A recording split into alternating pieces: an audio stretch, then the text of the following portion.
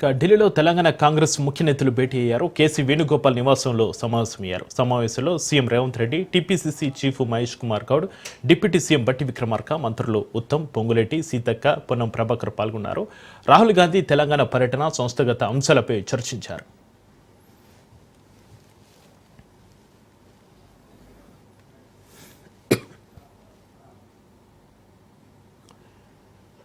సుప్రీంకోర్టులో quash petition వెనక్కి తీసుకున్నారు. ప్రభుత్వ వాదనతో అంగీకరించిన సర్వోన్నత న్యాయస్థానం ఆయన వేసిన స్పెషల్ లీవ్ పిటిషన్ విచారణకు అనుమతించలేదు. దీంతో ఆయన తన పిటిషన్ వెనక్కి తీసుకున్నారు. హైకోర్టు తీర్పును సవాల్ చేస్తూ జనవరి 8న సుప్రీంకోర్టులో ఎస్ఎల్పీ వేశారు. అయితే అంతకుముందే కేటీఆర్ కనుక సుప్రీంకోర్టును ఆశ్రయిస్తే తమ వాదనలు వినాలని తెలంగాణ ప్రభుత్వం ఏసీబీ తరపున కేవేటి పిటిషన్ వేసింది. దీంతో ఆ పిటిషన్పై జస్టిస్ బేలా ఎం త్రివేది, జస్టిస్ ప్రసన్న వర్లే ధర్మాసనం ఇరువైపులా వాదనలు వినిపించారు. ఇరువైపులా వాదనల అనంతరం సుప్రీంకోర్టు కీలక వ్యాఖ్యలు చేస్తుంది. హైకోర్టు తీర్పులో తాము జోక్యం చేసుకోమని స్పష్టం చేసింది. ఈ స్టేజ్లో క్వాష్ పిటిషన్ అనుమతించలేమని తెలిపింది. దీంతో తమ పిటిషన్ ఉపసంహరించుకుంటామని కేటీఆర్ తరపు లాయర్ సుందరం కోర్టుకు తెలిపారు.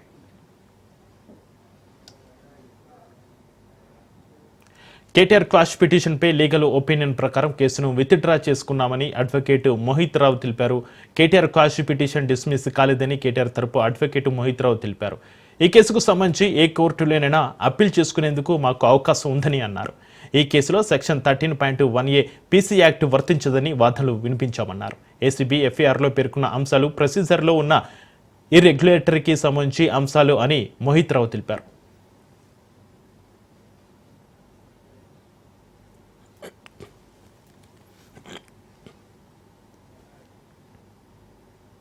ఈరోజు కేటీఆర్ గారి క్వాష్ పిటిషన్ సుప్రీంకోర్టులో కోర్ట్ నెంబర్ 11 జస్టిస్ బేలా ఎం త్రివేది, జస్టిస్ ప్రసన్న వరాలే వారి ధర్మస్థానంలో ఈరోజు పిటిషన్ రావడం జరిగింది.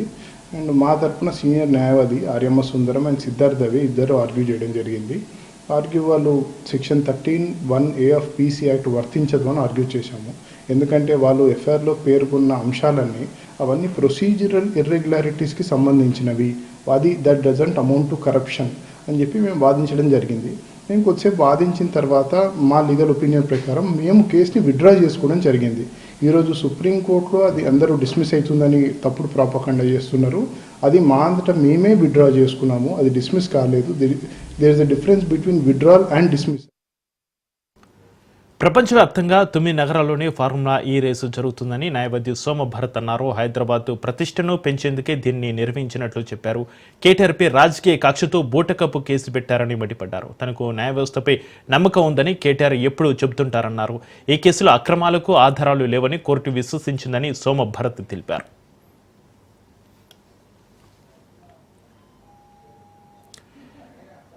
బీఆర్ఎస్ వర్కింగ్ ప్రెసిడెంట్ కేటీఆర్ రేపు ఈడీ విచారణకు హాజరు కానున్నారు. ఫార్ములా ఈ రేసు కేసులో జనవరి 16న విచారణకు హాజరు కావాలని కేటీఆర్కు ఈడీ ఇప్పటికే నోటీసులు ఇచ్చింది.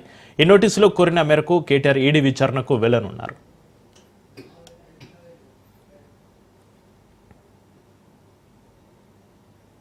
కేటీఆర్ గారి అపీల్ ఏదైతే ఉందో స్పెషల్ లీవ్ పిటిషన్ సుప్రీంకోర్టులో ఏసీబీ విచారణకి పిలవడం జరిగింది. ఆ విచారణకి వారు వెళ్ళడము, తర్వాత దాదాపుగా 7 గంటల సేపు ఏసీబీ ఆఫీస్లో విచారణ ఏదైతే జరిగిందో దానికి తన దగ్గర ఉన్న సమాచారాన్ని మొత్తం ఇచ్చి ఇన్వెస్టిగేషన్కి కోఆపరేట్ చేయడం అనేది జరిగింది. ఈ క్వాష్ ప్రొసీడింగ్ వేసేదానికి కూడా ఒక నేపథ్యం ఉన్నది. ఒక కాంట్రాక్చువల్ ఆబ్లిగేషన్, కాంట్రాక్ట్ గవర్నమెంట్ హెచ్ఎండిఏకి, తర్వాత ఈ ఫార్ములా 1 ఏదైతే రేస్ ఏదైతే కండక్ట్ చేసిండ్రో ఆ కంపెనీకి మధ్యన జరిగిన ఒప్పందము, ఆ ఒప్పందము పార్ట్లీ అమలైనది. హైదరాబాద్ ఇమేజ్ని పెంచేదానికోసము 9వ తారీఖు ఉదయమే ఈ కేసుని తెలంగాణ భవన్లో ఎమ్మెల్యే పాడి కౌశిక్ రెడ్డి సంచలన వ్యాఖ్యలు చేశారు. కరీంనగర్ జిల్లా సమీక్ష సమావేశంలో జగిత్యాల ఎమ్మెల్యే సంజయ్ కుమార్ తన పైన దాడి చేశాడని, ఎమ్మెల్యే సంజయ్ పైన తానే దాడి చేసినట్లు కొన్ని మీడియా ఛానల్స్ ప్రచారం చేసి వార్తలు రాశారు. అది వాస్తవం కాదన్నారు. తమ నియోజకవర్గంలో రైతు రుణమాఫీ జరగలేదని సమీక్ష సమావేశంలో ప్రశ్నించినందుకే కాంగ్రెస్ పార్టీ ప్రజాప్రతినిధులు తనపై రన్నింగ్ కామెంట్స్ చేశారని కౌశిక్ అన్నారు. జగిత్యాల ఎమ్మెల్యే సంజయ్ కుమార్ పైసలకు అమ్ముడుపోయారని తీవ్రంగా మండిపడ్డారు.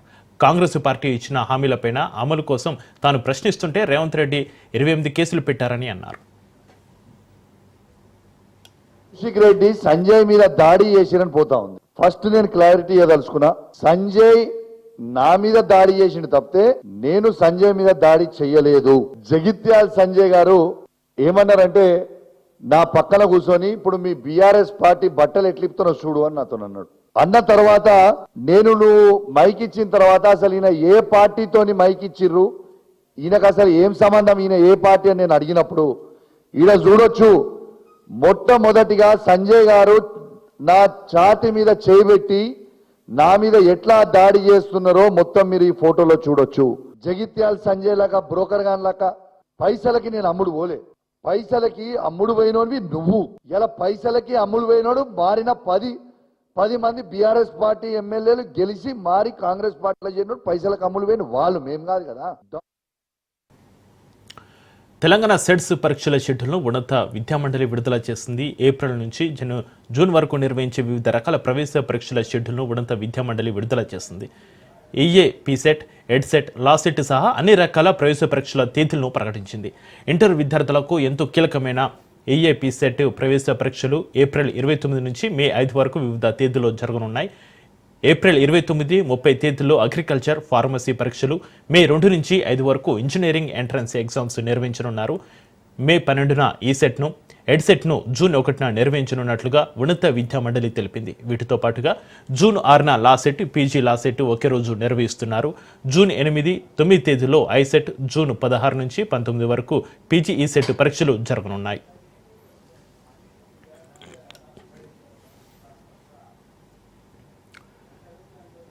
గుంటూరు జిల్లా పెద్దకూరపాడులో అంబటి రాంబాబు కీలక కామెంట్స్ చేశారు. ఈ నెల 3వ తేదీన గుర్తు తెలియని వ్యక్తులు ఫ్లెక్సీలు చింపి తన ఆఫీసుపై దాడి చేశారని, ఆఫీసు సిబ్బందిపై దాడి చేసి తలలు పగలగొట్టారని అన్నారు.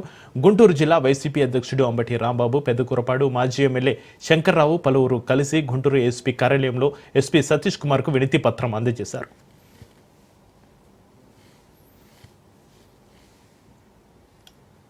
చింపేసి ఆఫీసులో ప్రవేశించాలని ప్రయత్నం చేస్తే అక్కడ ఉన్నటువంటి మేనేజర్ నరేంద్ర తలకాయ పగలగొట్టడమే కాకుండా ఇంకా సుమారుగా 5-6 మందిని వాళ్ళు గాయపరిచారు. దీని మీద ఇమీడియట్ గా పోలీసు వారి దృష్టికి తీసుకురావడం జరిగింది. పోలీసు వారు కేసు కూడా రిజిస్టర్ చేశారు, 324 రిజిస్టర్ చేశారు. సరే, మేము ఇచ్చిన కంప్లైంట్ మీద వాళ్ళు రిజిస్టర్ చేస్తే వాళ్ళు కంప్లైంట్ ఇచ్చి రిజిస్టర్ చేశారు. సరే, ఎస్పీ గారికి అది కూడా దృష్టికి తీసుకువెళ్ళాం.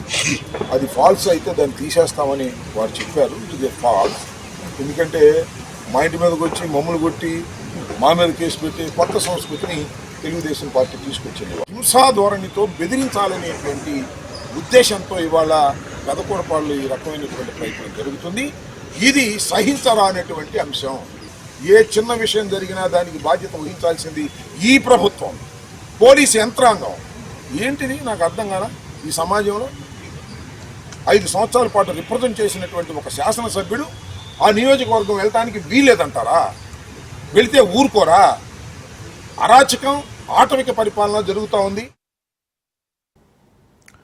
తిరుపతిలో మోహన్ బాబు కాలేజీ దగ్గర ఉధృత పరిస్థితి తలెత్తింది. కాలేజీ వద్దకు మనోజ్ వెళ్లడంతో ఒక్కసారిగా ఘర్షణ వాతావరణం చెలరేగింది. మనోజ్ను కాలేజీలోకి వెళ్లేందుకు పోలీసులు అనుమతించలేదు. అయితే తాత, నానమ్మ సమాధులకు దండం పెట్టుకుని వెళ్తారని పోలీసులను మనోజ్ కోరారు. కాలేజీలో మోహన్ బాబు, మంచు విష్ణు ఉండడంతో మనోజ్ను పోలీసులు అడ్డుకున్నారు. తిరిగి వెళ్లాలని మనోజ్కు పోలీసులు సూచించారు. మోహన్ బాబు సిబ్బంది కాలేజీలోకి ఎవరినీ రానివ్వకుండా గేట్లకు తాళం వేశారు.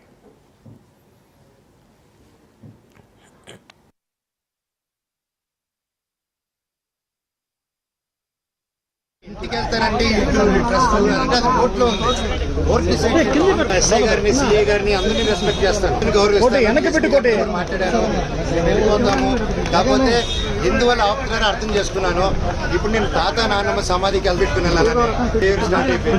జనరేటర్లో చక్కెర పోయడం అండ్ హోర్డింగ్స్ ఉంటే ఇక్కడ నాది, లోకల్ ఎమ్మెల్యే నాని గారిది, సీఎం గారిది అందరు కలిపి మా హోర్డింగ్స్ అన్ని పెట్టుకుని ఉంటే అన్ని 2 కిలోమీటర్ రేడియస్ లో మొత్తం అందరూ అంత ఫుటేజ్లు ఉన్నాయి మా దగ్గర. అవన్నీ మీకే ఇస్తాం, దయచేసి మీరు చూడండి. ప్రతిదీ కోర్టులో మేము ప్రజెంట్ చేస్తాం, కోర్టు ద్వారా తెలుసుకోండి.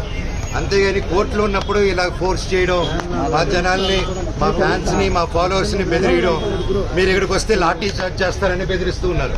మేము ఇక్కడికి వస్తారు సార్, వస్తే లాఠీ చార్జ్ చేస్తాం. ఎందుకు లాఠీ చార్జ్ చేస్తారు సార్? నేను ఊరికి వెళ్ళినా, నా బంధువుల్ని కలిసినా, జల్లికెట్టుకు పోయినా ఇక్కడికి వచ్చిన నేను సార్ రావచ్చు అంటే రావద్దన్నారు. సరే ఓకే తిరుక్కుని పోతున్నాను సార్, నా తాత నాన్నమ్మ సమాధి దగ్గర పోతాను, మీరే పోలీసులు రండి సార్, మీరు నాతో పాటు రండి, నేను జస్ట్ 2 నిమిషాలు సమాధి దండం పెట్టుకొని ఘాట్కి. సికింద్రాబాద్ పరేడ్ గ్రౌండ్లో అంతర్జాతీయ స్వీట్ అండ్ కైట్ ఫెస్టివల్ ఘనంగా జరిగింది. 3 రోజుల పాటు జరిగిన ఈ వేడుకను చూడడానికి లక్షలాదిగా ప్రజలు తరలివచ్చారు. వివిధ దేశాల నుంచి ప్రొఫెషనల్ కైట్ ప్లేయర్స్ వచ్చారు. ప్రత్యేకంగా మన దేశంలోని వివిధ రాష్ట్రాల స్వీట్స్ స్టాళ్లను ఏర్పాటు చేశారు. నోరు ఊరించే స్వీట్స్ తింటూ సిటీ ప్రజలు ఎంజాయ్ చేశారు.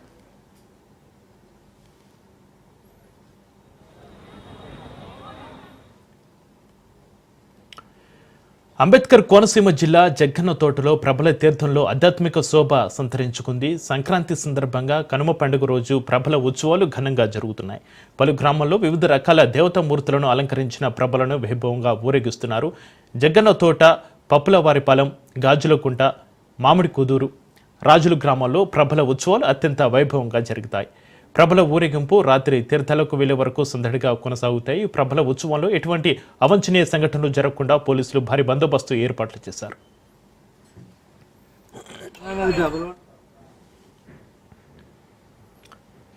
తిరుమలలో శ్రీవారి పర్వేట ఉత్సవం ఘనంగా జరిగింది. స్వామివారికి జరిగే అనేక ఉత్సవాల్లో పర్వేట ఉత్సవం చాలా విశేషమైంది. సంక్రాంతి మరుసటి రోజు కనుమ పండుగ నాడు టీటీడీ ఈ ఉత్సవాన్ని నిర్వహించడం ఆనవాయితీ. దుష్టులను శిక్షించి భక్తులను రక్షించడమే ఈ పర్వేట ఉత్సవం అంతరార్థం. ఈ కార్యక్రమంలో టీటీడీ అధికారులు, భక్తులు, స్థానికులు పెద్ద సంఖ్యలో పాల్గొన్నారు.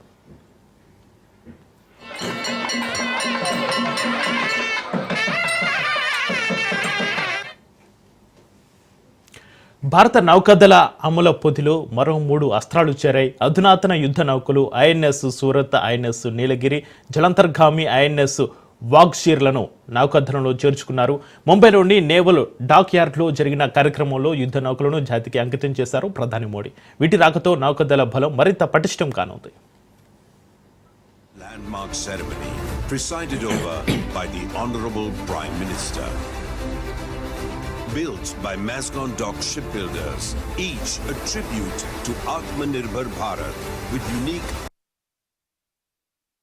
आज भारत की समुद्री विरासत, नेवी के गौरवशाली इतिहास और आत्मनिर्भर भारत अभियान के लिए भी बहुत बड़ा दिन है।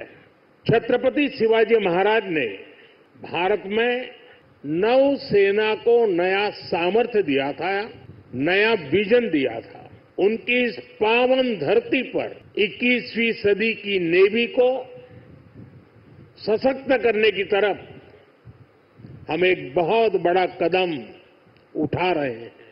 ये पहली बार हो रहा है जब एक डिस्ट्रॉयर, एक फ्रिगेट और एक सबमरीन तीनों को एक साथ कमीशन किया जा रहा है। और सबसे गर्व की बात कि ये तीनों frontline platforms made in India है। मैं भारतीय नौसेना को ఢిల్లీలో ఏఐసీసీ ప్రధాన కార్యాలయాన్ని పార్టీ చీఫ్ ఖర్గే, సోనియా గాంధీ ప్రారంభించారు. ఈ కార్యక్రమానికి కాంగ్రెస్ అగ్రనేతలు రాహుల్ గాంధీ, ప్రియాంక గాంధీ అగ్రనేతలు హాజరయ్యారు. ఆర్ఎస్ఎస్ చీఫ్పై రాహుల్ గాంధీ తీవ్ర విమర్శలు చేశారు. బ్రిటిష్ వారిపై పోరాడిన యోధులందరినీ మోహన్ భగవత్ అవమానించారని ఆరోపించారు. స్వాతంత్ర పోరాటాన్ని కూడా కించపరిచారన్నారు. జాతీయ జెండాను నమస్కరించిన వారు కూడా దేశం కోసం మాట్లాడుతున్నారని విమర్శించారు రాహుల్ గాంధీ.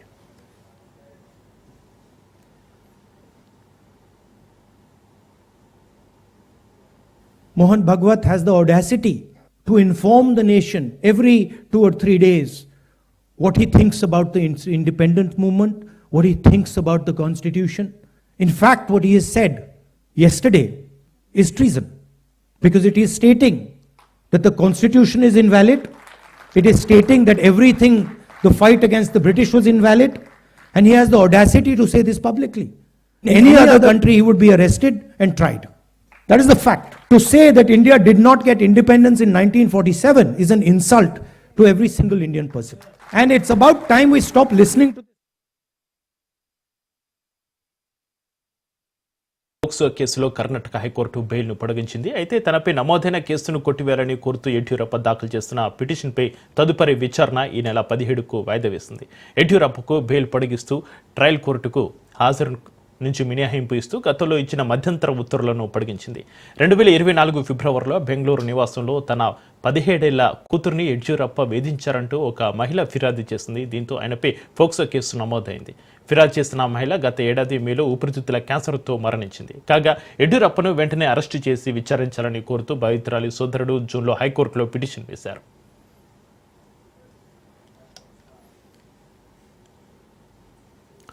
అసెంబ్లీ ఎన్నికలకు ముందు ఢిల్లీ మాజీ సీఎం కేజ్రీవాల్కు భారీ షాక్ తగిలింది. ఢిల్లీ మద్యం కుంభకోణం కేసులో ఆయనను విచారించేందుకు ఈడీకి కేంద్రం అనుమతి ఇచ్చింది. ప్రజాప్రతినిధుల్ని విచారించాలంటే ఈడీ ముందస్తు అనుమతి పొందాలని సుప్రీంకోర్టు గత నవంబర్లో ఆదేశించింది. ఈ క్రమంలోనే కేజ్రీవాల్ విచారణకు అనుమతి కోరుతూ గత నెలలో లెఫ్టినెంట్ గవర్నర్కు ఈడీ లేఖ రాసింది.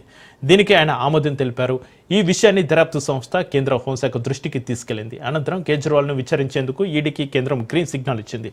దీంతో త్వరలోనే మాజీ సీఎంను దర్యాప్తు అధికారులు విచారించే అవకాశాలు కనిపిస్తున్నాయి.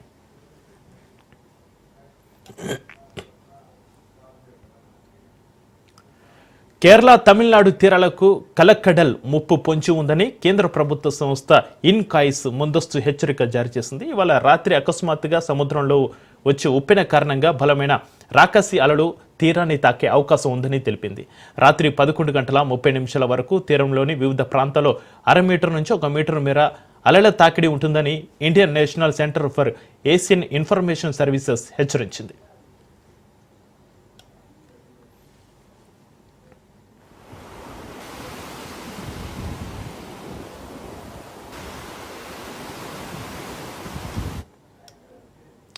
ఇక ఇన్కాయిస్ హెచ్చరిక నేపథ్యంలో కేరళ డిజాస్టర్ మేనేజ్మెంట్ సంస్థ అప్రమత్తమైంది. తీర ప్రాంత ప్రజలు సురక్షిత ప్రదేశాలకు తరలి వెళ్లాలని సూచించింది.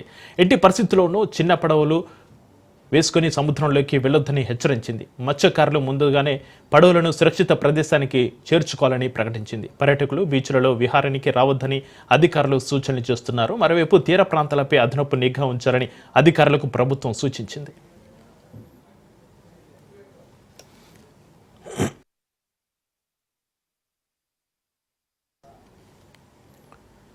ఉత్తరప్రదేశ్లో 3వ రోజు మహాకుంభమేళ అట్టహాసంగా సాగింది. త్రివేణి సంగమానికి భక్తులు పోటెత్తారు. ఇసుకేస్తే రాలనంత జనంతో కుంభమేళ కిక్కిరిసిపోయింది. గంగా, యమున, సరస్వతి నదుల సంగమ స్థలిలో పుణ్యస్నానాలు ఆచరిస్తున్నారు భక్తులు. మహాకుంభం మొదటి 2 రోజుల్లో 5,15,00,000 మంది స్నానాలు చేశారు.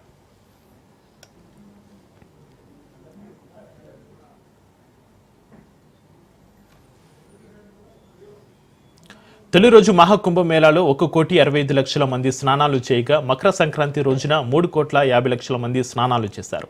ఇది ప్రపంచ రికార్డు బద్దలు కొట్టిన విషయం. హింస జరగలేదు, కులం మతాల ప్రస్తావన లేదు, పౌరసత్వం గురించి ఎవరిని అడగలేదు, ఎవరిని కించపరచలేదు, మరే ఇతర మతాన్ని చిన్నచూపు చూడలేదు.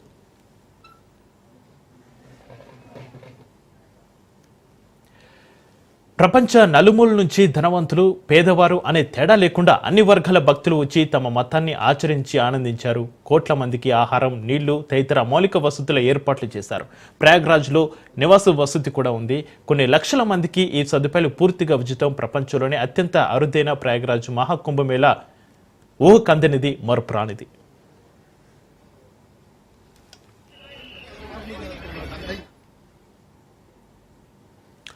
రాజ్కోట్ వేదికగా ఐర్లాండ్ మహిళా జట్టుతో జరుగుతున్న 3వ వన్డేలో భారత మహిళా జట్టు విధ్వంసం సృష్టించింది.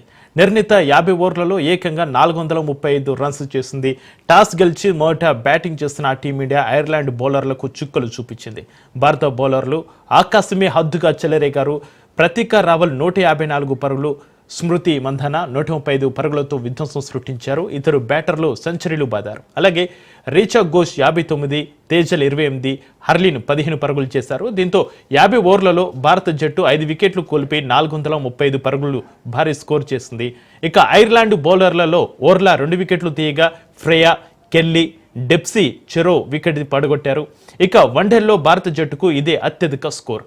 ఓవరాల్గా మహిళల వన్డే క్రికెట్లో 4వ అత్యధిక స్కోర్ సాధించింది.